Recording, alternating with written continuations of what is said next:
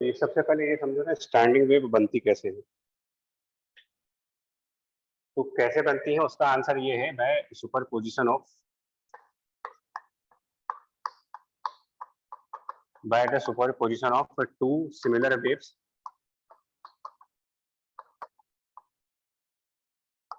and traveling in opposite directions. Two similar waves moving in the opposite directions.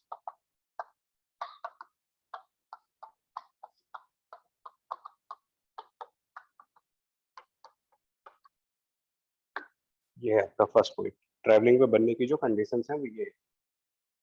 Similar word का मतलब यहाँ पर जो है उससे है, सिमिलर वर्ड का मतलब दोनों ही ट्रांसवर्स वेव होनी चाहिए या दोनों ही लॉन्गिट्यूडिनल होनी चाहिए।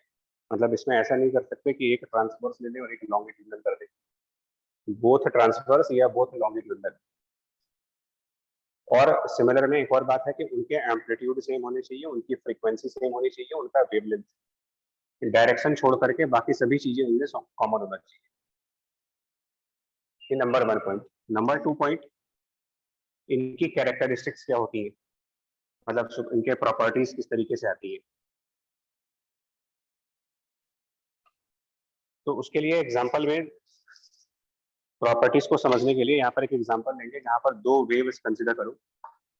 फर्स्ट ए साइन ऑफ, मतलब दो वेव लेंगे जो अपोजिट डायरेक्शन में ट्रेवल करेंगे। तो मान लिया पहली वेव हमने कंसीडर करी a into sine of k x minus omega T. दूसरी वेव कंसीडर करते हैं वो a into sine of k x plus omega T. पहली वाली वेव जिसमें माइनस साइन दिख रहे हैं यहाँ पर के एक्स माइनस ओमेगा टी का मतलब ये पॉजिटिव एक्स डायमेंशन पे ट्रेवल कर रही है, और जिसमें ये प्लस साइन देख रहे हैं उसका मतलब ये नेगेटिव एक्स डायमेंशन में ट्रेवल कर रही है। मतलब फर्स्ट वेव का मोशन राइट साइड है, सेकंड वाली वेव की मोशन लेफ्ट साइड है, एम्पलीट्यूड सिमिलर है, ओमेगा यानी कि फ्रीक्वेंसी सिमिलर है, के दैट मींस वेवलेंथ भी सिमिलर। इनको जब सुपरपोजिशन प्रिंसिपल से ऐड करेंगे तो जो नेट डिस्प्लेसमेंट जनरेट होगा वो y1 प्लस y2, जिसको ट्रिग्नोमेट्रिकली अगर हम सॉल्व करेंगे y1 प्लस y2 की वैल्यू बाय ट्रिग्नोमेट्री, तो ये आ जाएगा 2a into sine of k x and then cos omega t. इसको क्रॉस चेक कर सकते हो ट्रिग्नोमेट्री वाले से।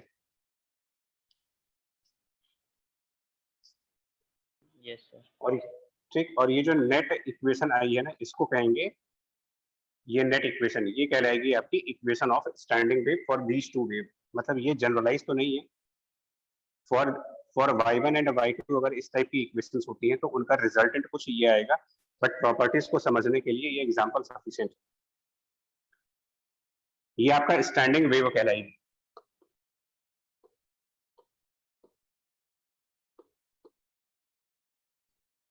अब इसमें ना कुछ पॉइंट समझिएगा, क्या क्या पॉइंट्स है वो समझो आप।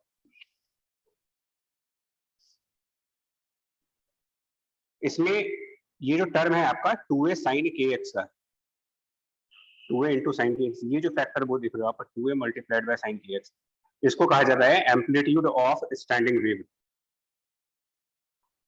स्टैंडिंग वेव को एस डब्ल्यू लिख रहे हैं, आप समझ जाना, amplitude of standing wave versus 2a cos ax। जबकि ये जो सिर्फ a आप देख रहे थे ये कह रहा था आपका equation of travelling amplitude of the travelling wave.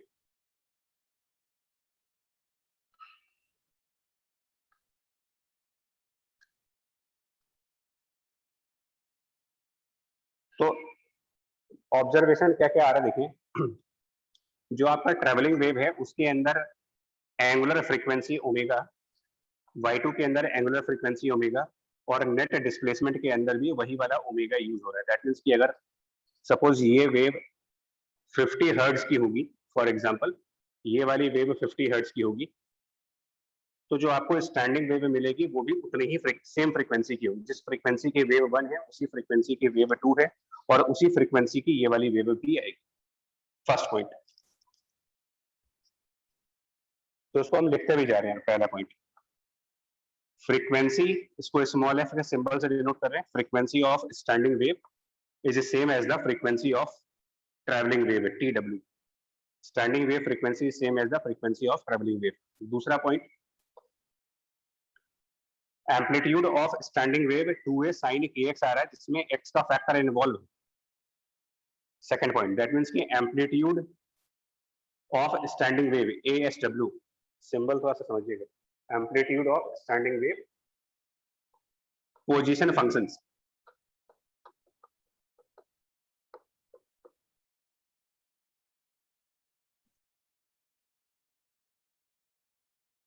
ये चीज है आपका 2a sin kx, इस पर्टिकुलर एग्जांपल के लिए 2a sin kx इसका एम्पलीट्यूड है स्टैंडिंग वेव का, जो कि ऑब्वियसली x का फंक्शन है, पोजीशन पे डिपेंडेंट क्वांटिटी। ये बिगेस्ट प्रॉपर्टी है इसकी।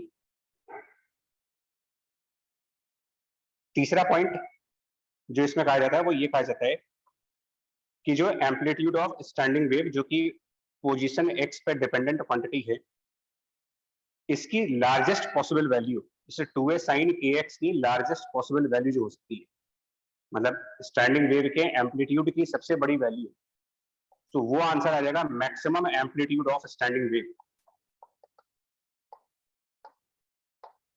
ये आप अपने आप भी देख सकते हो ट्रिग्नोमेट्री से कितना आना चाहिए। अगर 2a sin kx एम्पलीट्यूड है तो इसकी जो सबसे बड़ी वैल्यू आ सकती है वो 2a आ सकती है, highest value 2a magnitude wise, plus 2a या फिर माइनस 2a। अगर हम मॉडुलस में जाएंगे तो प्लस माइनस 2a इसकी लार्जेस्ट वैल्यू। और ऐसा आने के लिए मतलब इसकी वैल्यू को प्लस 2a या फिर माइनस 2a लाने के लिए मुझे kx की कुछ वैल्यू चाहिए होगी ट्रिग्नोमेट्री के हिसाब से। उसके लिए साइन ऑफ kx की जो वैल्यू होनी चाहिए वो प्लस माइनस 1 के बराबर है।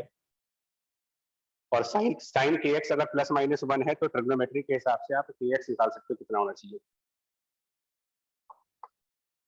यानी kx की वैल्यू बननी चाहिए π/2 plus minus π/2, 3π/2, 5π/2 and so on, इस तरीके से। और k ऑलरेडी हमें पता है कि k इज 2π/λ।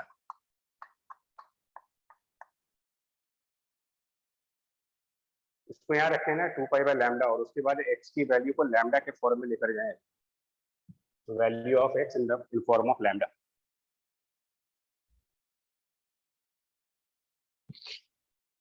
तो वो यहाँ से आ जाएगा, अगर x को लेके जाए और लैम्डा के फॉर्म में रखें इसको, मतलब यहाँ 2π/λ रखें, तो ये प्लस माइनस λ/4 बन जाएगा, प्लस माइनस 3λ/4, प्लस माइनस 5λ/4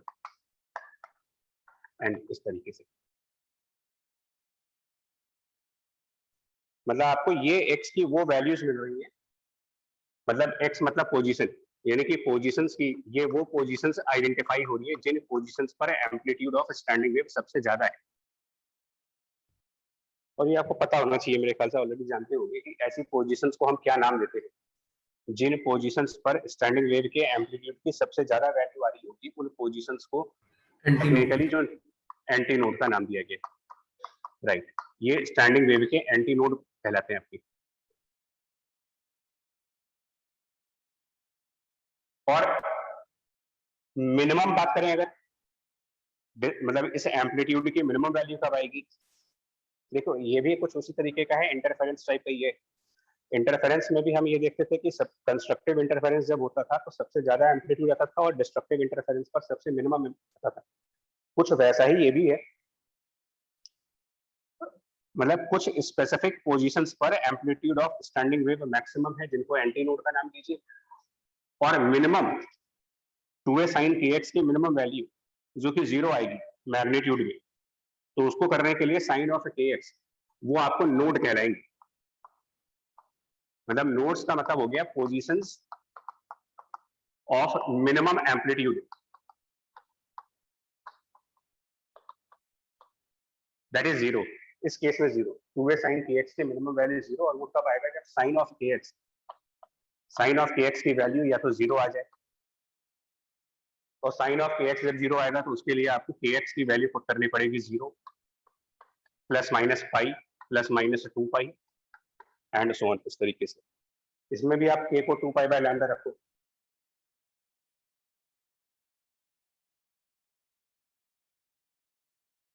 और यहाँ से मालूम चल जाता है कि x की वैल्यू अगर इसको 2π/λ रखेंगे तो ये 0 plus minus λ/2 plus minus 2λ/2 and इस तरीके से आ जाएगा। ये हम फिर से रिपीट कर रहे हैं, ये जनरल नहीं है, ऐसा नहीं है कि सिर्फ ये पोजीशंस जो नोड की आ रही है। पहली बात तो नोड का मतलब क्या है? तो नोड मतलब मैथमेटिकली बात करी जाएगी तो नोड का मतलब स्टैंडिंग वेव की इक्वेशन में एक्स की वो वैल्यूज जिसके करस्पॉन्डिंगली स्टैंडिंग वेव का एम्पलीट्यूड मिनिमम है। ये डेफिनेशन ऑफ नोड है। डेफिनेशन ऑफ एंटी नोड का मतलब हुआ इक्वेशन ऑफ स्टैंडिंग वेव के अंदर एक्स की वो कौन सी वैल्यूज होंगी जहां पर स्टैंडिंग वेव का एम्पलीट्यूड सबसे ज्यादा आएगा, और ये वैल्यूज एक्चुअली डिपेंड करेंगी कि क्या इक्वेशन आई है मेरे सामने। हमने फिलहाल जो इक्वेशन कंसिडर करी हुई है उस इक्वेशन में यहाँ साइन का टर्म है, यहाँ कॉस का टर्म है। हो सकता है कि आपके एग्जाम में जो क्वेश्चन है वहां पर यहाँ पर कॉस हो, यहाँ साइन का टर्म हो। तो डेफिनेशन फॉलो करना, जो भी ये मतलब जो ये एक्स वाला फैक्टर है, ये एक्स वाला फैक्टर जब मैक्सिमम करोगे तो आपको एंटी नोड की पोजीशंस मिल जाएंगी, और ये एक्स वाला फैक्टर जब जीरो कर देंगे तो नोड की पोजीशंस मिलेंगी। हालांकि इसमें एक पैटर्न बन रहा है। एक पैटर्न क्या बन रहा है वो देखो आप।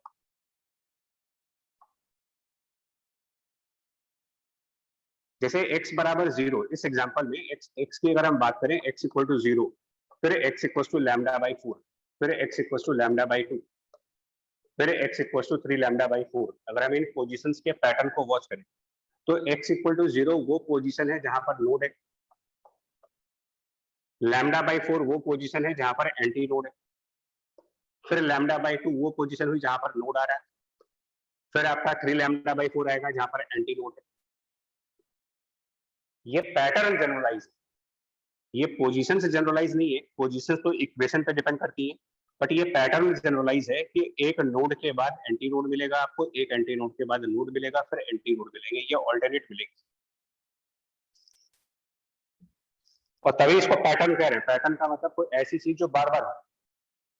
तो ऑल्टरनेट नोड एंटी नोड, ये पैटर्न कॉमन पैटर्न है, किसी भी स्टैंडिंग वेव के लिए कॉमन पैटर्न है।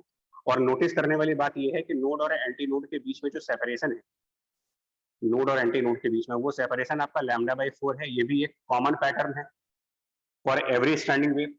लैम्डा बाई 4 और लैम्डा बाई 2 यानी कि एंटी नोड और अगले नोड के बीच में जो डिस्टेंस है, ये भी हमारा लैम्डा बाई 4 है, ये भी आपका लैम्डा बाई 4 आएगा।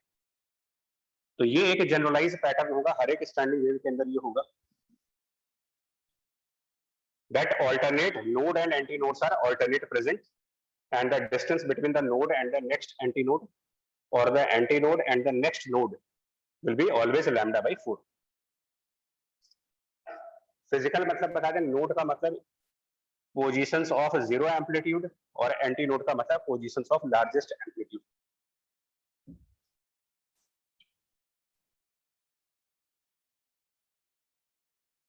ठीक है, अब इसमें काम करिए, देखिए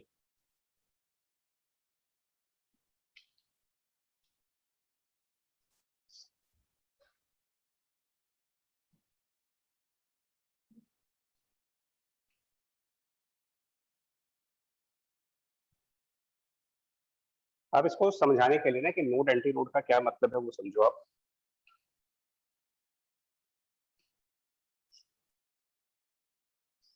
एक काम करते हैं, ये जो इक्वेशन है 2a sin kx into cos omega t, इसको प्लॉट करने जा रहे हैं।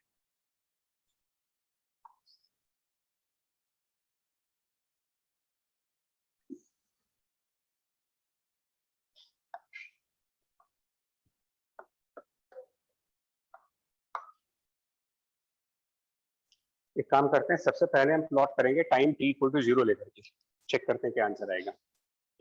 यहाँ पर आपके एक्स एक्सिस प्लॉट की गई है, और यहाँ पर सबसे पहले ग्राफ लीजिए जब टाइम t इक्वल टू 0 है। टाइम t को 0 रखेंगे, when t equal to 0, cos of 0 1, cos of 0 1 हो गया, इसका मतलब y की वैल्यू बनेगी 2a sin ऑफ kx। तो जो y और x में ग्राफ आएगा वो एक साइन फंक्शन का ग्राफ आएगा। तो आप एक काम करो, एक साइन फंक्शन का ग्राफ प्लॉट करें कुछ इस टाइप से।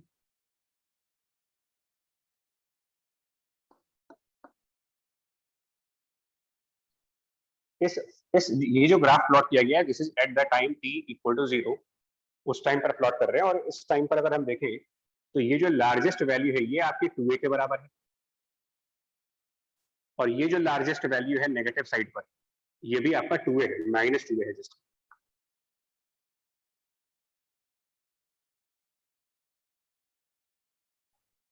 और हम लोगों ने लेक्चर 1 में कहा था कि अगर हम टाइम टाइम की किसी किसी स्पेसिफिक वैल्यू को लेकर के अगर y और x में ग्राफ प्लॉट करें तो ये वेव फॉर्म कहलाते हैं, वेव फॉर्म।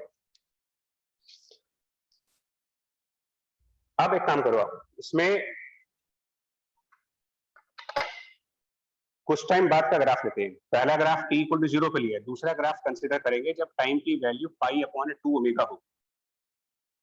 चेक करते हैं क्या आएगा जब टाइम पाई अपॉन 2 ओमेगा,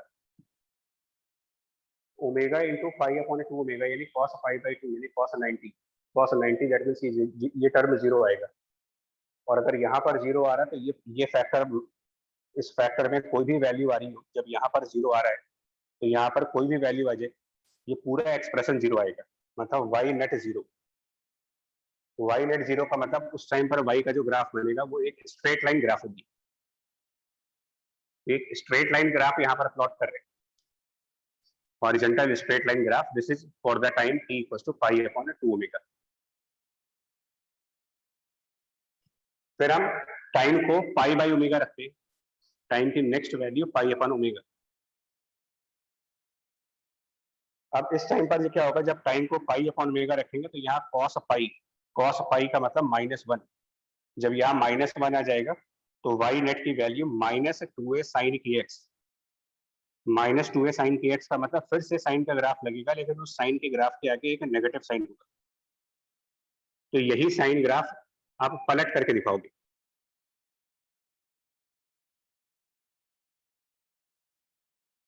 तो ये ग्राफ हमने प्लॉट किया t equals to pi upon omega पर। अलग अलग मूवमेंट के ग्राफ हम प्लॉट कर रहे हैं, बट प्लॉट सेम एक्सिस के ऊपर कर रहे हैं। नेक्स्ट ग्राफ प्लॉट करेंगे for the time 3 pi by 2 omega. फिर y की वैल्यू 0 आई, फिर से y की वैल्यू 0। लेकिन इसके मतलब क्या निकल के आ रहे हैं, y 0 आने का मतलब यहाँ पर अगर देखिए, एक मिनट, यानी फिर यही ग्राफ आएगा, ये सेंटर वाला ग्राफ है, ये ग्राफ आएगा time t equals to pi upon 3 pi upon 2 omega पे। और लास्ट में जब टाइम को 2 पाई बाई ओमेगा रखेंगे, final time equals to 2 pi by omega, तो फिर से आपका यहाँ पर cos 2 पाई जिसकी वैल्यू +1 आएगी। cos 2 पाई +1 होने के बाद फिर से y का ग्राफ 2a sin kx जो है जो पहला वाला ग्राफ था।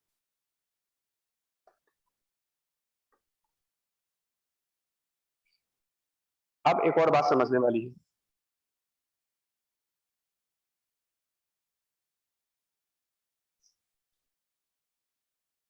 इसको ध्यान रखना है कि ये जो y नेट है इसके बारे में हमने लास्ट क्लास में भी कहा था कि y नेट बेसिकली आपका नेट डिस्प्लेसमेंट बताता है पार्टिकल्स के लिए, पार्टिकल्स के नेट डिस्प्लेसमेंट की वैल्यू। नोटिस करें ये जो ओरिजिन वाला पॉइंट है, यहां पर अगर आप देखो इसमें टोटल 5 ग्राफ हैं एक्चुअली। हम किसी भी मोमेंट का ग्राफ देख लें, कोई भी मोमेंट, आप चाहे t इक्वल टू 0 वाला ग्राफ देखो, चाहे t equal to pi upon 2 omega वाला ग्राफ देखो, चाहे पाई बाई ओमेगा वाला ग्राफ चेक कर लो, किसी भी मोमेंट का ग्राफ चेक करेंगे तो इस पॉइंट पर y की वैल्यू हमेशा 0 आ रही है। इस पॉइंट पर y हमेशा 0 है। आप कोई भी ग्राफ चेक कर ले, किसी भी कलर का ग्राफ, किसी भी मोमेंट का ग्राफ चेक करो, इस पॉइंट पर y की वैल्यू 0 है, इस पॉइंट पर y की वैल्यू 0 है। तो ऐसे पॉइंट जहां पर y की वैल्यू हर एक टाइम पर 0 आए, एवरी टाइम, टाइम की कोई भी वैल्यू चूज कर ले, लेकिन यहाँ पर y अगर 0 है, परमानेंटली 0 है, तो यही वो पॉइंट है जो ग्राफिकली आपके नोड कहलाएंगे। ये पॉइंट नोड कहलाएगा, ये पॉइंट नोड कहलाएंगे। और इसका फिजिकल मतलब क्या हुआ, इन पॉइंट्स पर टाइम की हर एक वैल्यू पर y 0 आ रहा है। For every value of time displacement is 0। Kinematics और मोशन की लैंग्वेज में जाएगा, अगर टाइम की हर एक वैल्यू के लिए आपकी डिस्प्लेसमेंट 0 आ रही है तो इसका मतलब ऑब्जेक्ट रेस्ट करे। डिस्प्लेसमेंट 0 हो सकता है, ऐसा नहीं है कि डिस्प्लेसमेंट 0 नहीं हो सकता। डिस्प्लेसमेंट 0 ऐसा भी हो सकता है कि एक पार्टिकल चला 5 मीटर आगे गया और 5 मीटर लौट के वापस आ जाए, डिस्प्लेसमेंट 0 हो गए। लेकिन ये डिस्प्लेसमेंट सिर्फ एक मोमेंट के लिए 0 होगी, क्योंकि अगर पार्टिकल मोशन में होगा तो ये फिर कुछ आगे बढ़ जाएगा, और जब फिर कुछ आगे बढ़ जाएगा तो डिस्प्लेसमेंट नॉन 0 आ जाएगी। तो अगर डिस्प्लेसमेंट सिर्फ एक मोमेंट के लिए 0 आएगा तो हम कहेंगे पार्टिकल मोशन में। लेकिन अगर डिस्प्लेसमेंट हर एक मोमेंट पर 0 आ रहा है, जैसा यहाँ पे हो रहा है, टाइम की हर एक वैल्यू के लिए अगर हमारा डिस्प्लेसमेंट y इस पॉइंट पर 0 आ रहा है, इसका मतलब ये पार्टिकल मोशन में है ही नहीं, ये पार्टिकल भी मोशन में नहीं है, ये पार्टिकल भी मोशन में नहीं जा रहा है। और ऐसे पार्टिकल जो मोशन ही ना करे, मतलब कि रेस्ट पे बने रहे, कभी मूव ही ना करे अपनी जगह से, इन्हीं को हमने नोड का नाम दे रखा है, यानी ये स्टेशनरी पॉइंट्स, ये मीडियम के स्टेशनरी पॉइंट्स हैं, मीडियम के ऐसे पॉइंट्स जो किसी भी मोमेंट पर किसी भी तरीके का वाइब्रेशन नहीं करेंगे। तो भाई यहां से समझ सकते हैं नोड का क्या मतलब है। नोड का मतलब अब medium particle which can never vibrate, क्योंकि अब न्यूमेरिकल एप्लीकेशन पे आएंगे। पार्टिकल विच नेवर वाइब्रेट्स, और ऐसे पार्टिकल्स कौन से हो सकते हैं जो मीडियम में कभी वाइब्रेट ही ना कर पाए, मतलब कभी अप एंड डाउन ऑसिलेशन ही ना कर पाए, या टू एंड फ्रो मोशन कर ना पाए कभी। ये तो जनरली ये सब हमारे मीडियम के स्टेशनरी यानी कि फिक्स्ड पॉइंट्स होते हैं। जितने भी मीडियम के फिक्स्ड पॉइंट्स होंगे वो सब आपके नोड का काम करेंगे।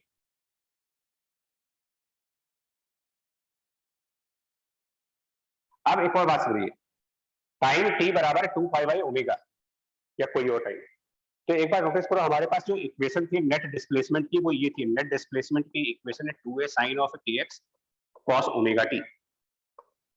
थोड़ा यहाँ पर केयरफुल होकर सुनना पड़ेगा अभी।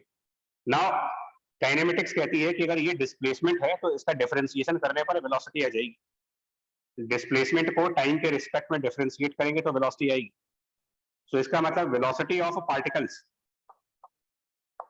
वेलोसिटी ऑफ पार्टिकल जो कि काइनेमेटिक्स के हिसाब से डिस्प्लेसमेंट को टाइम के रिस्पेक्ट में डिफरेंशिएट करी, यानी इस इक्वेशन का differentiation with respect to time t. और जब इसको डिफरेंशिएट करेंगे तो ये आ जाएगा 2a ओमेगा sin kx, ध्यान रखना differentiation with respect to time हो रहा है, तो cos ओमेगा टी डिफरेंशिएट होकर के sin ऑफ ओमेगा टी बन जाएगा, साथ में एक नेगेटिव साइन। हमने जो सेकंड वाला ग्राफ लिया हुआ है, सेकंड ग्राफ ये टाइम t इक्वल टू पाई, पहला ग्राफ t इक्वल टू 0 पे था, दूसरा ग्राफ बिल्कुल ये हॉरिजॉन्टल लाइन थी। तो हम चेक करते हैं, t इक्वल टू 0 से स्टार्ट करें, t इक्वल टू 0, तो ये वाला ग्राफ है, इसको थोड़ा सा बोल्ड कर देते हैं।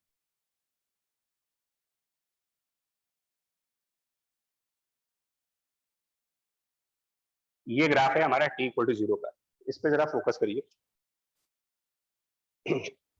इस इक्वेशन पे चेक करो, ये वाली इक्वेशन पे अगर हमने t इक्वल टू 0 रख दिया, वैल्यू ऑफ टाइम t 0,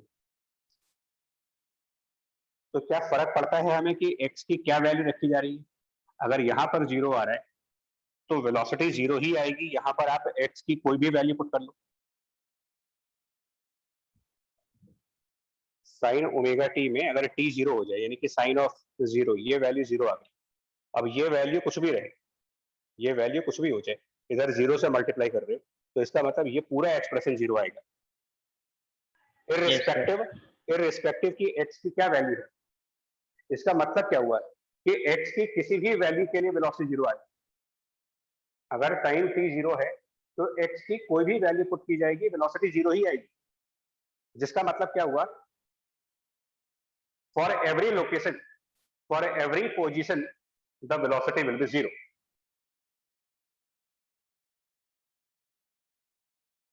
और हमें ये पता है कि हम लोग वेव का चैप्टर पढ़ रहे हैं, पार्टिकल्स ऑसिलेट कर रहे हैं, ऑसिलेशंस में है वो सब, टू एंड फ्रो मोशंस में है, सिंपल हार्मोनिक मोशंस हो रही है। सिंपल हार्मोनिक मोशन में 0 वेलोसिटी कौन से पॉइंट पर आती है। अगर हम एक ऑसिलेटरी मोशन की बात करें तो वो कौन सा पॉइंट होता है जहां पर ऑसिलेशन के टाइम 0 वेलोसिटी आ जाती है, एक्सट्रीम और एक्सट्रीम पॉइंट। इसका मतलब ये हुआ कि इसके अंदर क्योंकि वेलोसिटी 0 आ रही है, इसका मतलब ये हुआ कि जितने भी पार्टिकल्स यहाँ पर वाइब्रेट कर रहे हैं वो अपने अपने एक्सट्रीम पॉइंट्स पर, और सभी पार्टिकल्स एक्सट्रीम पॉइंट पर हैं, ऐसा नहीं कि कोई एक पार्टिकल अपने एक्सट्रीम पॉइंट पर है। क्योंकि जब आप t को 0 रख रहे हो तो हम x की वैल्यू 1 रखें, x की वैल्यू 2 रखें, x की वैल्यू 3 रखें, क्या फर्क पड़ता है, तो यहाँ पर 0 ही आंसर आएगा। तो for every value of x, मतलब कि हर एक पोजीशन पे जो पार्टिकल है, particle at every position velocity 0, इसका मतलब वो सभी के सभी पार्टिकल अपने अपने एक्सट्रीम पॉइंट्स के ऊपर है। यानी कि इस ग्राफ में अगर हम बात करेंगे तो ये पार्टिकल अपने एक्सट्रीम पॉइंट पर है, जो पार्टिकल यहाँ था ये अपने एक्सट्रीम पॉइंट पर पहुंच गया, जो पार्टिकल इसके बगल में था वो अपने एक्सट्रीम पॉइंट पर है, ये अपने एक्सट्रीम पॉइंट पर है, ये अपने एक्सट्रीम पॉइंट्स पर है, और इसी को कहा जा रहा है कि एम्पलीट्यूड पोजीशन का फंक्शन। जो पार्टिकल यहाँ पर है उसका एक्सट्रीम पॉइंट काफी ज्यादा हाइट पे, जो थोड़ा सा पहले पार्टिकल है उसकी एक्सट्रीम लोकेशन कम हाइट पे आ रही है, जो इससे पहले वाला पार्टिकल है उसकी एक्सट्रीम पोजीशंस और कम हाइट पर है, और एक्सट्रीम पोजीशन की जो हाइट है इसी को एम्पलीट्यूड कह रहे हो। मतलब ये जो हाइट दिखा रहे हैं ये हाइट यहां पर जो पार्टिकल है उसका एम्पलीट्यूड डिफाइन कर रहा है, ये हाइट। बगल वाले पार्टिकल का एम्पलीट्यूड ये वाली हाइट है, इधर वाले पार्टिकल का एम्पलीट्यूड ये वाली हाइट है, तो सबसे ज्यादा हाइट यहाँ पर है। सबसे ज्यादा हाइट जहां पर है यानी कि सबसे ज्यादा एम्पलीट्यूड जहां पर है, इसको हम लोगों ने एंटीनोड का नाम दे रखा है। ये सब हमारे एंटीनोड वाले पॉइंट्स।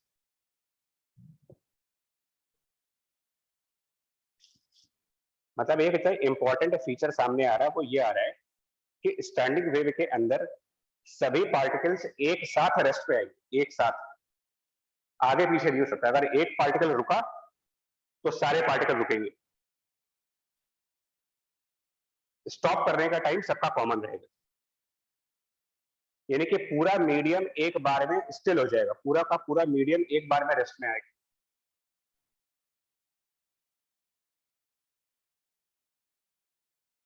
ये बात आगे समझ में कि the complete medium will be at rest at the same time. ऐसा नहीं हो सकता कि मीडियम के कुछ पार्टिकल्स मोशन में हैं और कुछ पार्टिकल रुके हो।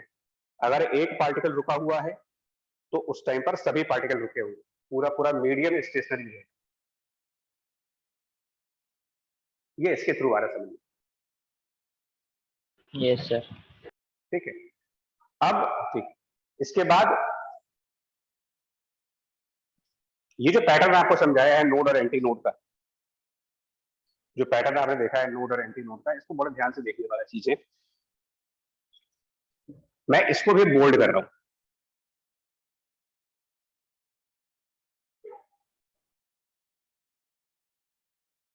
इसको भी जरा बोल्ड कर दीजिए। देखो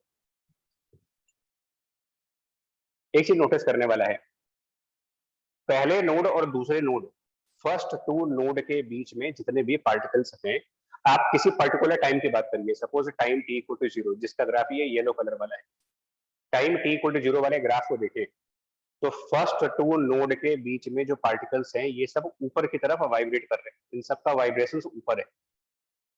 तो नेक्स्ट टू नोड में जो पॉइंट्स हैं, for the same time, t equal to 0, यहाँ के पार्टिकल जब ऊपर की तरफ वाइब्रेशन कर रहे थे तो अगले नोड के बाद वाइब्रेशन नीचे की तरफ हो रही है,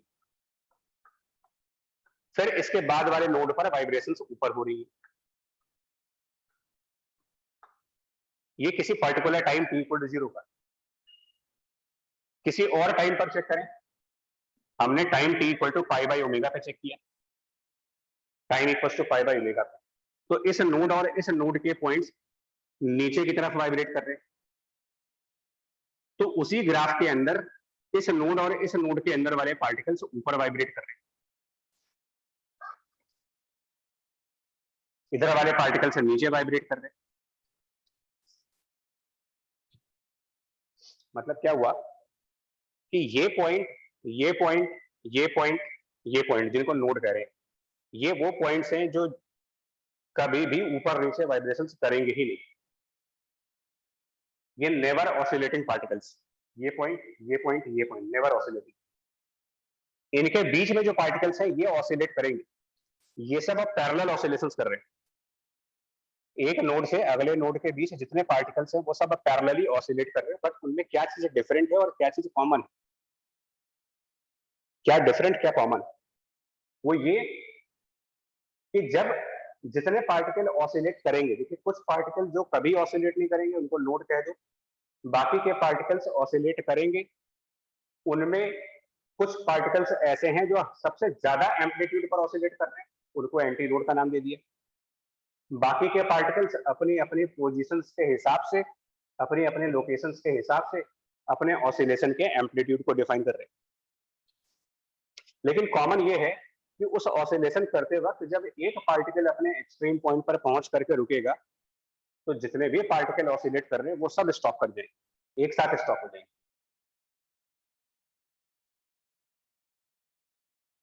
उसके बाद फर्स्ट नोड और सेकंड नोड के बीच जितने भी पार्टिकल्स हैं, जिस टाइम ये सारे पार्टिकल्स इक्विलिब्रियम पॉइंट से ऊपर ऑसिलेट करेंगे, अगले नोड और इस नोड के बीच में जो पार्टिकल्स है वो नीचे वाइब्रेट करेंगे,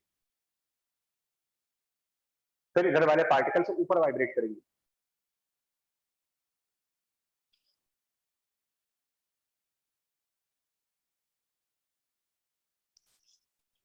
कुछ क्लियर हो रहा है ये पॉइंट या नहीं भी? कि नोड का मतलब ऐसे पार्टिकल्स जो मीडियम के कुछ ऐसे पॉइंट्स जिनमें कोई वाइब्रेशन होगी ही नहीं, और बाकी के पॉइंट्स जिनमें वाइब्रेशन होनी है उनमें भी वाइब्रेशन अलग अलग एम्पलीट्यूड की होनी है। कुछ पॉइंट्स सबसे ज्यादा एम्पलीट्यूड के वाइब्रेट कर रहे हैं, उनको एंटी नोड कह दिया। दो कंजिक्यूटिव नोड के बीच में जितने भी पॉइंट्स हैं वो सब एक डायरेक्शन में ऑसिलेट करेंगे, और नेक्स्ट टू कंजिक्यूटिव नोड के बीच में जो पार्टिकल्स हैं वो सब एक डायरेक्शन में ऑसिलेट कर रहे हैं। बट जिस टाइम फर्स्ट और सेकंड नोड के बीच के पार्टिकल्स ऊपर ऑसिलेट कर रहे थे, सेकंड और थर्ड नोड के बीच के पार्टिकल्स नीचे ऑसिलेट कर रहे थे, थर्ड और फोर्थ नोड के बीच के पार्टिकल्स ऊपर ऑसिलेट कर रहे थे।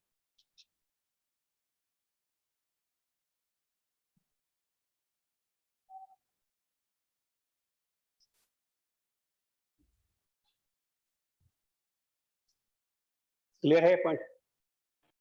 Yes sir. ठीक है, ठीक है, थैंक यू।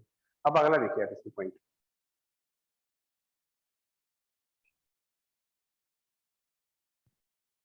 ये समझना बहुत जरूरी है।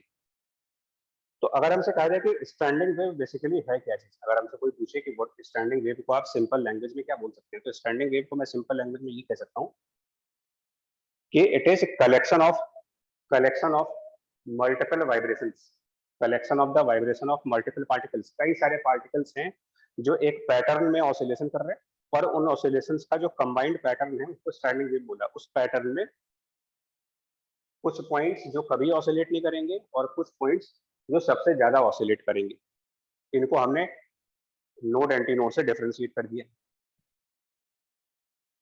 लेकिन ये सारे ऑसिलेशन सेम फ्रीक्वेंसी के होंगे। जिस मोमेंट पर एक पार्टिकल स्टे करेगा, स्टॉप होगा, उस मोमेंट पर पूरा पूरा मीडियम स्टॉप हो जाएगा। एंड दैट मीन्स उस समय वेव की एनर्जी कौन से फॉर्म में होगी? जिस टाइम कोई एक पार्टिकल स्टॉप हो रहा, हम लोगों ने पोटेंशियल एनर्जी, इसका मतलब जो टाइम t = 0 वाला ग्राफ है, इस ग्राफ में एनर्जी पोटेंशियल फॉर्म में होगी, क्योंकि ये वो टाइम है जब सारे पार्टिकल स्टॉप हो चुके हैं।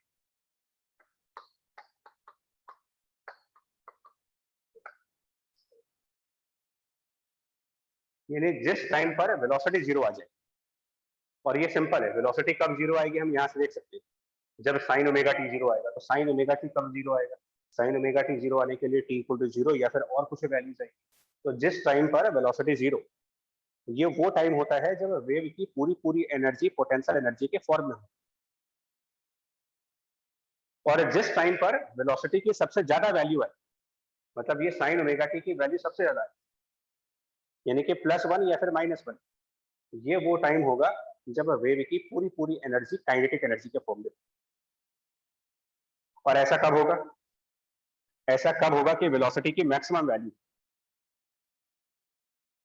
तो वेलोसिटी की मैक्सिमम वैल्यू तब आएगी जब sin ओमेगा t की वैल्यू लार्जेस्ट आए। sin ओमेगा t के लार्जेस्ट वैल्यू क्या हो सकती है? sin ओमेगा t की लार्जेस्ट वैल्यू 1। तो जिस समय sin ओमेगा t 1, उस समय वेलोसिटी सबसे ज्यादा, उस समय पूरी की पूरी एनर्जी काइनेटिक के फॉर्म में।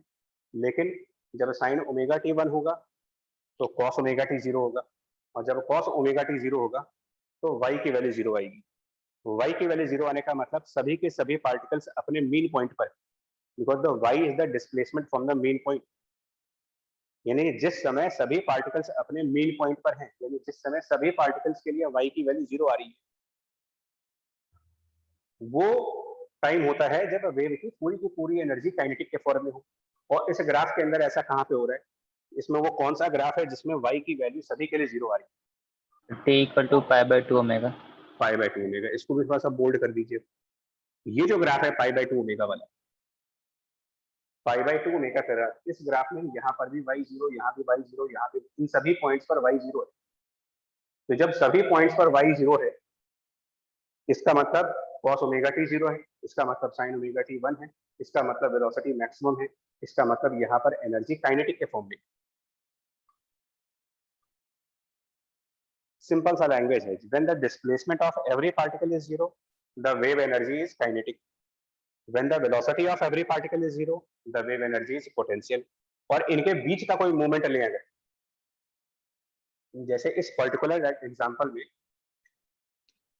टाइम t इक्वल टू 0 वो टाइम है जब साइन की वैल्यू 0 आएगी, वेलोसिटी की वैल्यू 0 आएगी, काइनेटिक एनर्जी की वैल्यू 0 आएगी। तो इसका मतलब काइनेटिक 0, इसका मतलब पोटेंशियल होगा। और जब t equal to pi by 2 omega देख रहे हैं, तो t equal to pi by 2 omega पर ये वैल्यू 0 आ रही है, इसका मतलब डिस्प्लेसमेंट 0 आ रहा है, मतलब मैक्सिमम वेलोसिटी आ रही है, इसका मतलब यहाँ पर पोटेंशियल एनर्जी 0 होगी। यानी t इक्वल टू 0 पर कहा जाएगा कि एनर्जी पोटेंशियल के फॉर्म में है, यहाँ पर एनर्जी काइनेटिक के फॉर्म में है। लेकिन अगर इनके बीच का कोई मूवमेंट ले लो आप, suppose pi by 3 omega time ले लेते तो, या पाई बाय 4 ओमेगा का टाइम ले लें इन दोनों के बीच में, तो कुछ एनर्जी काइनेटिक के फॉर्म में होगी और कुछ एनर्जी जो होगी वो पोटेंशियल एनर्जी के फॉर्म में जाएगी।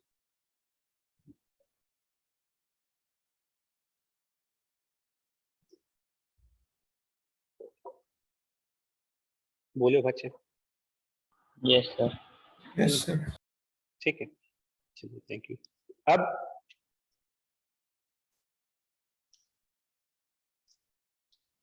अब इसकी जरा प्रैक्टिकल एप्लीकेशन पे चलते हैं। बस इतना ध्यान रखना है आपको, स्टैंडिंग वेव बनने के लिए सबसे पहले आपको दो वेव चाहिए। पहली बात, स्टैंडिंग वेव बनाने के लिए मुझे दो वेव चाहिए जो सिमिलर हो और अपोजिट डायरेक्शन में चले।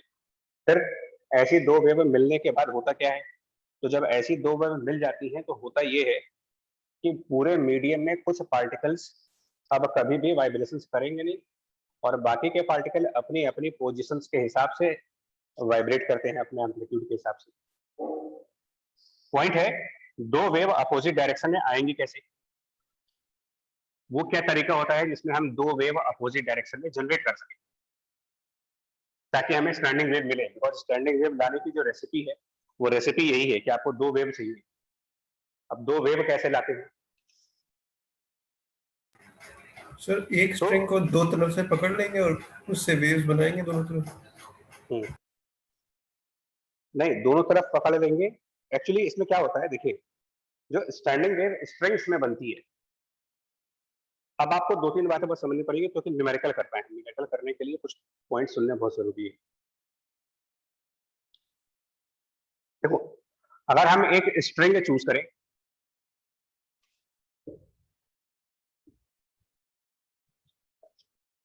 आपको सिर्फ न्यूमेरिकल वाली बातें बता रहे जो न्यूमेरिकल्स में काम आएंगे हमारे।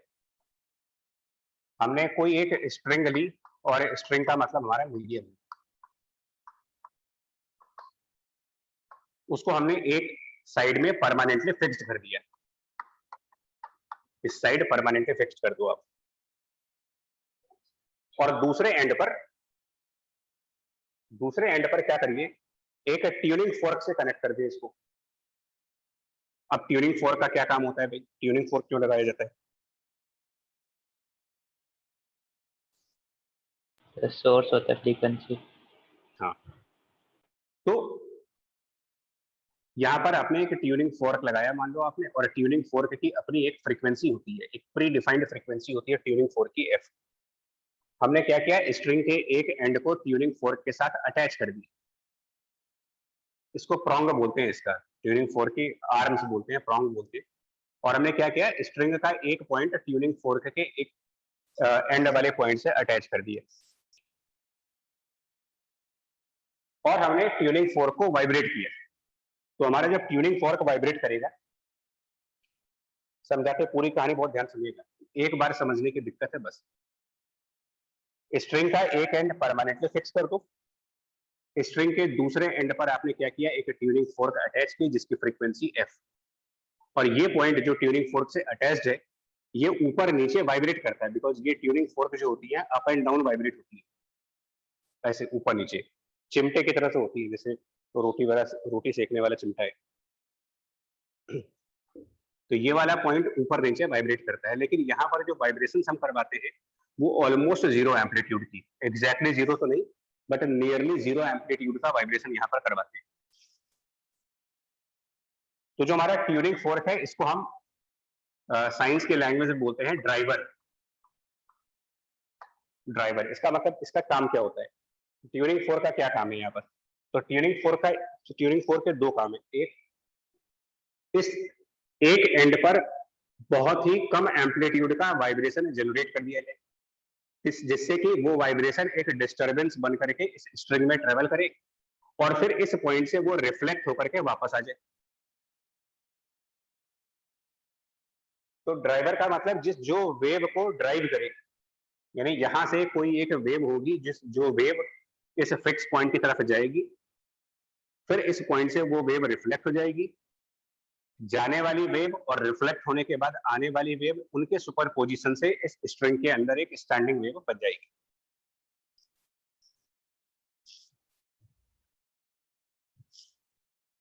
अब पॉइंट सुनने वाला ये है कि अगर हमारा ट्यूनिंग फोर्क वाइब्रेट ना करे, सपोज ट्यूनिंग फोर्क से अटैच तो किया लेकिन ट्यूनिंग फोर्क को कोई वाइब्रेशन ही नहीं दी, यहाँ पर कोई वाइब्रेशन नहीं दी, क्या उस कंडीशन में भी स्ट्रिंग के पॉइंट्स वाइब्रेट करेंगे? अगर ट्यूनिंग फोर्क से अटैच करें लेकिन ट्यूनिंग फोर्क को वाइब्रेट करना भूल जाए, क्या उस कंडीशन में स्ट्रिंग के ऊपर जो पार्टिकल्स हैं ये सभी पार्टिकल्स वाइब्रेट करेंगे ऊपर नीचे, या फिर ऐसे सब स्टेशनरी पॉइंट्स रहेंगे? तो ऑब्वियसली इसका आंसर होगा कि जब तक आप ट्यूनिंग फोर्क को डिस्टर्ब नहीं करोगे तब तक स्ट्रिंग में कोई वाइब्रेशन नहीं जाएगी।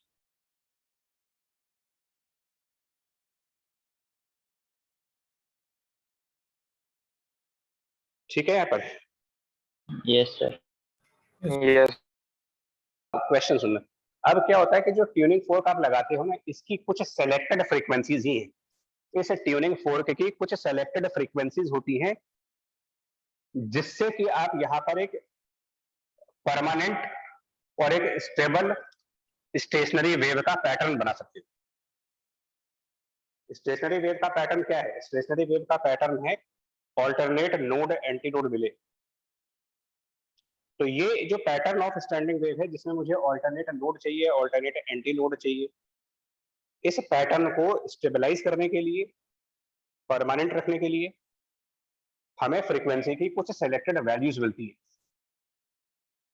और फ्रीक्वेंसी की वो सेलेक्टेड वैल्यूज जिसके बाद इस स्ट्रिंग के अंदर एक permanent stabilized standing wave pattern बनेगा, उन फ्रीक्वेंसीज को स्ट्रिंग के हार्मोनिक्स कहे जाते हैं।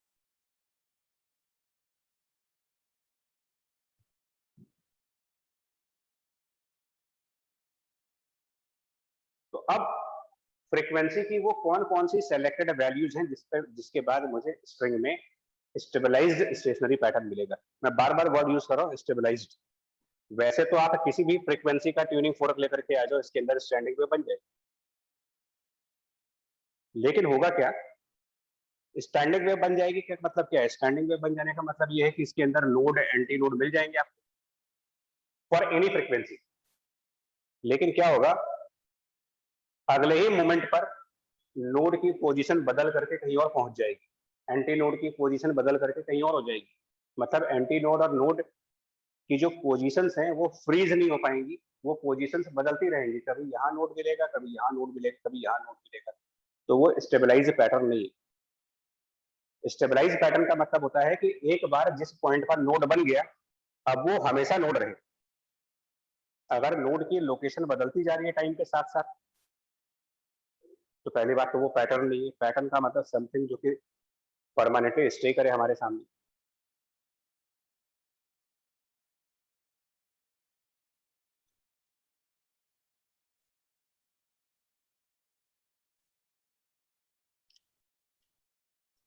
तो वो सेलेक्टेड फ्रीक्वेंसीज पे होता है। क्या होगी सेलेक्टेड फ्रीक्वेंसीज? कौन कौन सी वो सेलेक्टेड फ्रीक्वेंसीज होती हैं जिस पर हम स्टेशनरी वेव ला सकते हैं?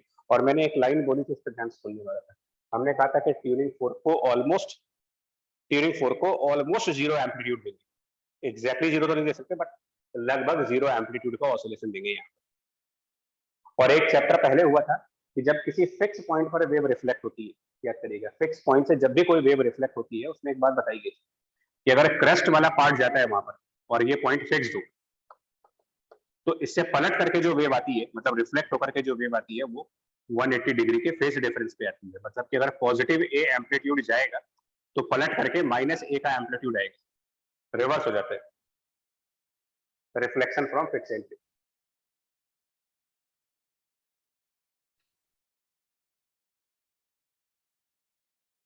देखिए, क्योंकि ये वाला पॉइंट फिक्स है, इसमें कोई डाउट नहीं है कि ये पॉइंट फिक्स है, तो ये कभी वाइब्रेट नहीं कर सकता। और क्योंकि ये पॉइंट कभी वाइब्रेट नहीं कर सकता, तो हमारे डेफिनेशन के हिसाब से ये पॉइंट नोड का ही काम कर सकता है।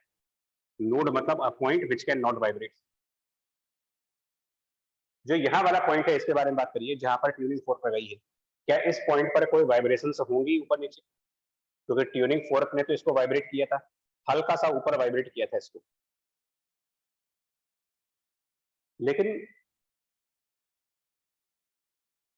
जब हमारा ट्यूनिंग फोर्क इस पॉइंट को वाइब्रेट करके मान लो ऊपर ले गया ए एम्पलीट्यूड का, सपोज करो कि हमारा ट्यूनिंग फोर्क इस पॉइंट को वाइब्रेट करके ए एम्पलीट्यूड ऊपर ले जाए, और एग्जैक्टली उसी टाइम पर एक और वेव आ जाए जो इस पॉइंट को ए डिस्प्लेसमेंट नीचे प्रोवाइड कर दे। या देखिए, दो वेव है, एक इस पॉइंट का एक ऑसिलेशन ट्यूनिंग फोर्क की वजह से होगा, और इस पॉइंट का एक और ऑसिलेशन होगा जो वेव रिफ्लेक्ट होकर के इस पॉइंट पर आएगी। तो ये पॉइंट दो बार ऑसिलेट करेगा, एक ट्यूनिंग फोर्क की वजह से, एक रिफ्लेक्टेड वेव की वजह से। अगर ये दोनों वेव इस तरीके से आपस में एडजस्टमेंट कर ले कि जब ट्यूनिंग फोर्क वाली डिस्टरबेंस ऊपर है, तो रिफ्लेक्टेड वेव की जो डिस्टरबेंस है वो नीचे आ जाए। इससे क्या होगा, पॉजिटिव और नेगेटिव डिस्प्लेसमेंट का सुपर पोजिशन हो जाएगा, और इस पॉइंट पर नेट डिस्प्लेसमेंट 0 हो जाएगी। और जब इस पॉइंट पर नेट डिस्प्लेसमेंट 0 हो जाएगी, तो इसको हम क्या कहेंगे? इस पॉइंट पर नेट डिस्प्लेसमेंट अगर 0 हो जाएगी तो नोड कहेंगे। नहीं, अब इसके लिए कुछ सेलेक्टेड फ्रीक्वेंसीज क्यों चाहिए मेरे को? सुनिएगा, बहुत ध्यान से स्टेटमेंट सुनने वाला है। इसके लिए कुछ सेलेक्टेड फ्रीक्वेंसीज ही क्यों चाहिए?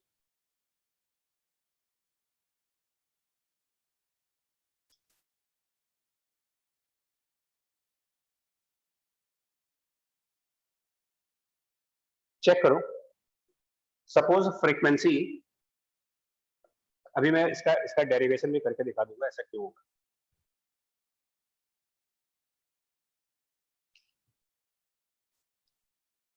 या फिर आप ऐसे समझिए, हम सबको एक बात पता है, बहुत क्लियरली एक बात पता है कि जब भी हम कोई वेव ड्रॉ करते हैं ना, ये बात सबको पता है कि जब आप एक वेव ड्रॉ करते हो तो उसका एक टाइम पीरियड होता है कैपिटल टी का, जिसका रेसिप्रोकल फ्रीक्वेंसी होती है।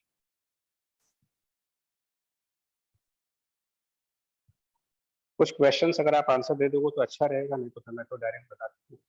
सपोज यहाँ पर हमने कोई वेव भेजी, नोटिस करिएगा, मान लो हमने ए एम्पलीट्यूड की वेव यहाँ से भेजा, आपको लिखना नहीं है, ए एम्पलीट्यूड की वेव गई, स्ट्रिंग की लेंथ एल, कितना टाइम लगेगा इस वेव को यहाँ तक पहुंचने में? अगर हम यहाँ पर ए एम्पलीट्यूड की वेव जनरेट करेंगे तो ये वेव इस फिक्स पॉइंट तक जाने में कितना टाइम लेगी? आंसर हो जाएगा एल अपॉन वेव की स्पीड यहाँ तक जाने में, और फिर इस पॉइंट से रिफ्लेक्ट होकर के वापस उसी पॉइंट तक आने में 2L/v। तो 2L/v वो टाइम है जिसके बाद यहाँ से भेजी गई वेव इस पॉइंट से रिफ्लेक्ट होकर के वापस इसी पॉइंट पर आएगी। लेकिन जब वो वापस उस पॉइंट पर आएगी तो उसमें एक चेंज आ चुका होगा। चेंज ये आ चुका होगा कि अगर हमने मान लो वेव का क्रस्ट वाला पार्ट भेजा था, तो रिफ्लेक्ट होकर के जब वो वेव वापस इस पॉइंट पर आएगी तो वो ट्रफ के फॉर्म में आएगी। यहां पर वेव आ तो जाएगी लेकिन वो ट्रफ के फॉर्म में आएगी। अगर मैं उसी टाइम पर एक और क्रस्ट जनरेट कर दूं, एक और क्रस्ट यहां पर जनरेट कर दे उसी टाइम पर, तो होगा क्या? क्रस्ट और ट्रफ का कॉम्बिनेशन होगा, सुपरपोजिशन होगी, और क्रेस्ट एंड ट्रफ की सुपरपोजिशन से इस पॉइंट का डिस्प्लेसमेंट 0 आ जाएगा। इसका मतलब फर्स्ट क्रेस्ट जनरेट करने के बाद अगला वाला क्रेस्ट मुझे कितनी देर बाद जनरेट करना पड़ेगा। यहाँ पर जो पहली वाली क्रेस्ट जनरेट की उसके कितने टाइम बाद मैं यहाँ पर सेकंड वाली क्रेस्ट जनरेट करूं, ताकि मेरी सेकंड वाली जो क्रेस्ट है वो रिफ्लेक्टेड वेव के साथ मिल करके यहाँ पर 0 डिस्प्लेसमेंट प्रोवाइड करे। कितना टाइम डिफरेंस लेके चलना है? Answer 12/v। सो ये टाइम डिफरेंस है between the two successive crest, जिसको टाइम पीरियड कहा गया है। यानी इसका रेसिप्रोकल कर देंगे तो फ्रीक्वेंसी v/2l, यानी ये वो फर्स्ट फ्रीक्वेंसी है जिस पर यहां भी नोड बनेगा और यहां भी नोड बनेगा। यहां तो नोड बन ही रहा है क्योंकि ये फिक्स पॉइंट है, लेकिन अगर आपको यहां पर नोड बनवाना है क्योंकि इस पॉइंट को ट्यूनिंग फोर्क डिस्टर्ब कर रहा है, हम चाहते हैं कि ये पॉइंट डिस्टर्ब ना हो, इस पॉइंट पे कोई डिस्प्लेसमेंट ना हो, तो ये चीज पॉसिबल है कैसे? ट्यूनिंग फोर्क जो वेव भेज रहा है वो वेव पलट करके वापस आनी है। कुछ इस तरीके की फ्रीक्वेंसी एडजस्ट कर दी जाए कि जो वेव हमने भेजी और वो यहां से पलट करके वापस आई, उसी टाइम पर एक और वेव निकाल दें यहां से, ताकि दोनों का सुपरपोजिशन हो जाए। उसके लिए हमारी फ्रीक्वेंसी बन रही है v/2l, और इसको कहा जाता है स्ट्रिंग की फंडामेंटल फ्रीक्वेंसी।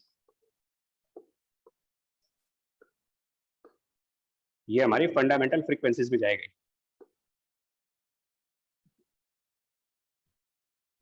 इसका मतलब ये हुआ कि रिफ्लेक्ट होकर के आने वाली वेव ट्यूरिंग फोर्क से निकलने वाली वेव को कैंसिल करेगी। सुनना इसलिए, जो वेव ट्यूरिंग फोर्क से निकल रही है और जो वेव यहाँ से रिफ्लेक्ट होकर के आ रही है वो एक दूसरे को कैंसिल कर रहे हैं। बट कहाँ पर कैंसिल कर रहे हैं? किस पॉइंट पर जाकर के कैंसिल कर रहे हैं? इस स्ट्रिंग में वो कौन सा पॉइंट है जहाँ पर वो कैंसिल आउट कर रहे हैं? ये बिल्कुल एंड वाला पॉइंट।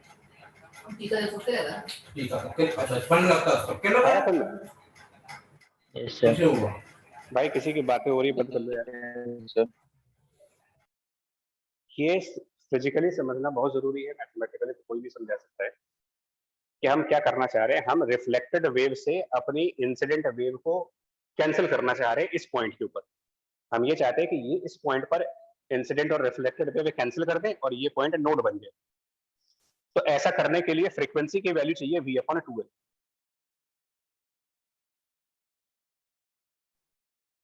यानी यहां भी नोड, यहां भी नोड।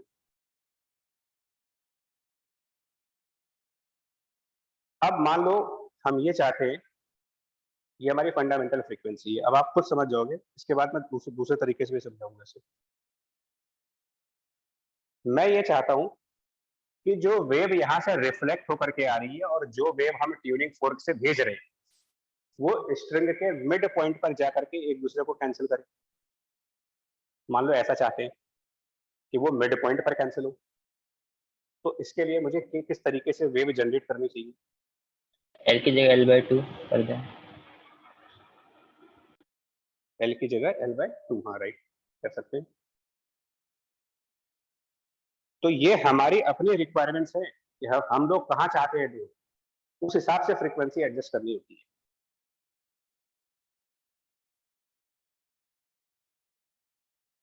ये तो हो गया फिजिक्स, मतलब एक्चुअल में फिजिक्स के बेसिस पर। नाउ मैथ्स के बेसिस पे देखिए।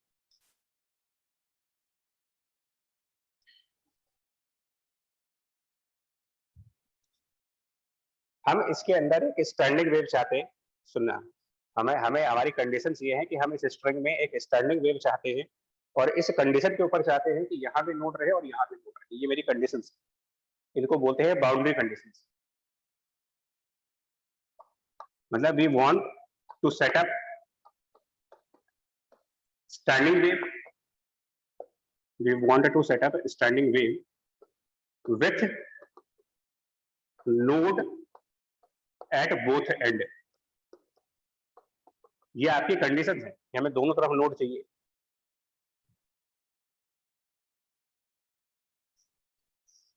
तो इसके लिए ट्यूनिंग फोर्क की कुछ सेलेक्टेड फ्रीक्वेंसीज हैं, वो क्या हो सकती है? सिर्फ कुछ पॉसिबल फ्रीक्वेंसी जिसको बोला जाता है, सिर्फ कुछ ही फ्रीक्वेंसीज ऐसी हैं जो आपकी इस कंडीशन को फुलफिल करेंगी कि यहाँ भी नोड, यहाँ भी नोड। तो उसका जनरलाइज पैटर्न क्या है? अगर आपका यहाँ पर भी नोड बन रहा है और यहाँ पर भी नोड बन रहा है मान लीजिए, और ये लेंथ L है, तो एक नोड और दूसरे नोड के बीच में जो डिस्टेंस है वो क्या क्या हो सकती है, इन जनरल वो डिस्टेंस क्या हो सकती है। तो यार ये आगे इसको बस समझ आया तो डायग्राम हटा के दूसरा डायग्राम बनाए। Yes sir. ठीक, हमारी कंडीशन समझो पहले। हमारी कंडीशन ये है कि हमको इधर भी नोड चाहिए। बाउंड्री कंडीशन, कंस्ट्रेंट कह सकते हो, ये वेव का कंस्ट्रेंट पार्ट है।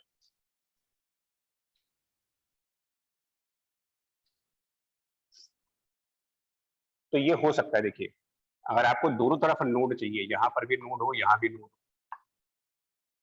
तो सबसे मिनिमम फ्रीक्वेंसी, सबसे लोएस्ट फ्रीक्वेंसी जो हो सकती है वो ये हो सकती है कि यहां नोड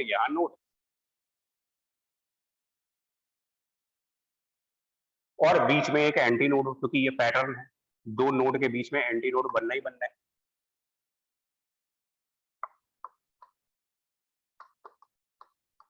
और ऐसे केस में अगर ऐसा कुछ केस हुआ तो एक नोड और एक एंटी नोड के बीच में ये जो डिस्टेंस है ये लेंथ का हाफ आएगी, L/2। अगर टोटल लेंथ L है तो ये L/2। और अभी हम लोगों ने पैटर्न पढ़ा था कि नोड और एंटी नोड के बीच में जो डिस्टेंस है वो λ/4 होना चाहिए। यानी कि जो लोवेस्ट फ्रीक्वेंसी है उस लोवेस्ट फ्रीक्वेंसी पर वेवलेंथ की जो वैल्यू मिलेगी वो 2L के बराबर आएगी। और फ्रीक्वेंसी की जहां तक बात करेंगे तो फ्रीक्वेंसी इज v/λ।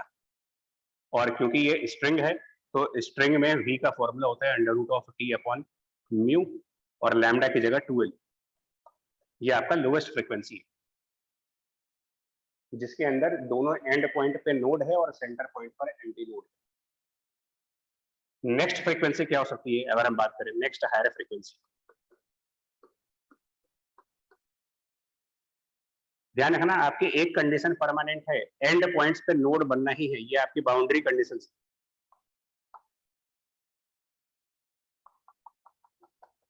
और जितनी ज्यादा फ्रीक्वेंसी पर ट्यूनिंग फोर्क को वाइब्रेट करेंगे, सुनना, ट्यूनिंग फोर्क जितनी ज्यादा फ्रीक्वेंसी पर वाइब्रेट करेगा वेवलेंथ उतनी कम होती जाएगी, क्योंकि लैम्डा बराबर v/f। और नोटिस करिए v की वैल्यू, v वेव की स्पीड है, वो इस बात पे डिपेंड नहीं कर रहा कि आप कितनी फ्रीक्वेंसी के वेव भेज रहे हो। वेव की स्पीड सिर्फ दो फैक्टर पे डिपेंडेंट है, √T और म्यू पे। तो अगर हमारे स्ट्रिंग में टेंशन फोर्स और मास पर यूनिट लेंथ सेम है तो चाहे हम उसको लो फ्रीक्वेंसी पर वाइब्रेट करें चाहे हाई फ्रीक्वेंसी पर वाइब्रेट करें तो वेव स्पीड सेम रहेगी। लो फ्रीक्वेंसी पर वाइब्रेट करेंगे तो वेवलेंथ ज्यादा आएगी, हाई फ्रीक्वेंसी पर वाइब्रेट करेंगे तो वेवलेंथ कम आ जाएगी। और वेवलेंथ जब कम हो जाएगी तो नोड और एंटी नोड पास पास बनने लगेगी, उनके बीच में गैप कम हो जाएगा। तो जैसे जैसे हम फ्रीक्वेंसी ऑफ वाइब्रेशन बढ़ाते जाएंगे वेवलेंथ छोटी होती जाएंगी, नोड और एंटी नोड पास पास आते जाएंगे, नंबर ऑफ नोड और नंबर ऑफ एंटी नोड बढ़ते जाएंगे, इंक्रीज कर जाएंगे। मतलब यहाँ पर दो नोड और एक एंटी नोड था तो ये नंबर यहाँ ज्यादा हो जाएगा। अब क्या हो जाएगा, नेक्स्ट केस में सेंटर पर भी नोड बन जाएगी और इनके बीच में एंटी नोड बन गया, इनके बीच में एंटी नोड बन गया। इसका मतलब अब ये जो डिस्टेंस है अगर देखा जाए तो यहाँ से यहाँ तक, फिर ये डिस्टेंस, फिर ये डिस्टेंस, फिर ये distance, L/4 L/4 L/4 L/4 और this L/4 should be equal to λ/4। यानी कि अब जो लैम्डा बनेगा आपका लैम्डा की वैल्यू वो L के बराबर आएगी। मतलब जिस वेवलेंथ की वेव यहां पर जाएगी उस वेवलेंथ की वैल्यू होगी लेंथ ऑफ स्ट्रिंग के बराबर। और अब जो फ्रीक्वेंसी आएगी, स्पीड को √T/μ रखिए और डिवाइडेड बाय वेवलेंथ जो कि L के बराबर है। ये अगली फ्रीक्वेंसी आएगी जो इससे ज्यादा है, इससे हायर फ्रीक्वेंसी पे चलेगी। और ज्यादा फ्रीक्वेंसी पे जाएंगे मतलब स्ट्रिंग को और ज्यादा फ्रीक्वेंटली वाइब्रेट करें तो इसका मतलब और हो जाएगी, और वेवलेंथ रिड्यूस कर जाएगी। तो वेवलेंथ और रिड्यूस करने का मतलब नोड और एंटी नोड के नंबर और ज्यादा आ जाएंगे। जो सबसे लोवेस्ट फ्रीक्वेंसी है इसको कहा जाता है fundamental mode of vibrations. Lowest frequency को बोल सकते हो fundamental mode of vibration. Mode of vibration पे ध्यान दीजिएगा, क्वेश्चंस में इसके ऊपर खेलते। उसके जो बाद वाला है मतलब फंडामेंटल के आगे वाली जो फ्रीक्वेंसी है इसको कहा जाता है फर्स्ट ओवरटोन ये फंडामेंटल मोड ऑफ वाइब्रेशन है, ये कहता था first overtone mode of vibration, overtones पे चले गए। इसके बाद वाली फ्रीक्वेंसी पे जाएं अगर, इसके और बाद, इसके जस्ट बाद वाली फ्रीक्वेंसी क्या हो सकती है। और कंडीशन फिक्स हैं कि जो आखिरी के 2 पॉइंट्स हैं ये जिंदगी भर नोड बनने चाहिए, और कहीं नोड बने ना बने, एंड पॉइंट्स पर नोड बनना ही है। क्या हो सकता है देखिए इसके लिए नेक्स्ट कंडीशन।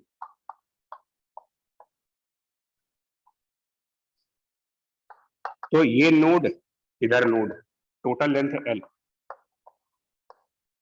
फ्रीक्वेंसी और ज्यादा हो चुकी है, ये सबसे कम फ्रीक्वेंसी पे थे, उससे ज्यादा फ्रीक्वेंसी अब उससे भी ज्यादा हो गई है।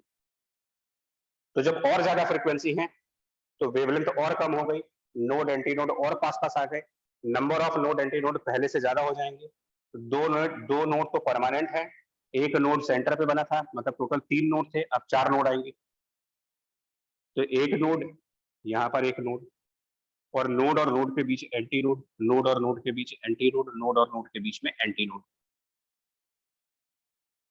यानी कि अब ये जो डिस्टेंस बनेगा, एक नोड से अगला नोड, एंटी नोड, फिर एंटी नोड से नोड, फिर नोड से एंटी नोड, फिर एंटी नोड से नोड, फिर ये टोटल ये 6 सेगमेंट्स बन गए, 1 2 3 4 5 6 सेगमेंट्स आए। इसका मतलब ये L/6 हो गया, और अब ये L/6 आपका λ/4 होना चाहिए।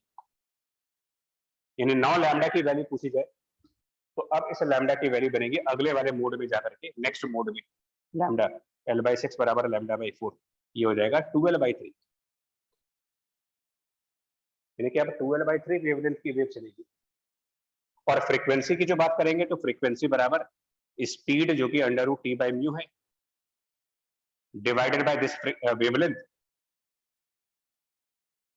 ये आंसर आ जाएगा।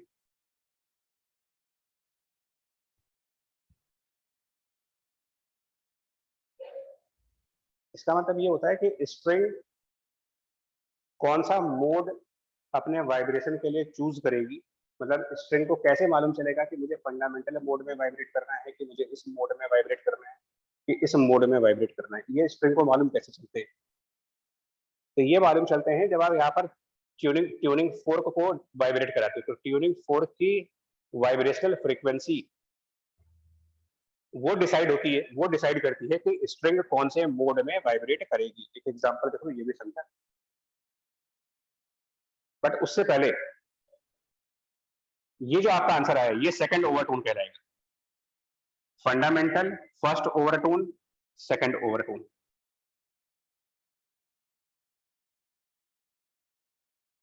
अब जरा जनरलाइज करिए, लैम्डा की जनरलाइज वैल्यू क्या बन रही है। सबसे पहले लैम्डा बराबर 12, इसको आप लिख सकते हो 12/1। देन लैम्डा की वैल्यू आई नेक्स्ट एग्जांपल में लैम्डा बराबर L, यानी कि इसको हम लिख सकते हैं 12/2। फिर आया लैम्डा बराबर 12/3, 12/1, 12/2, 12/3।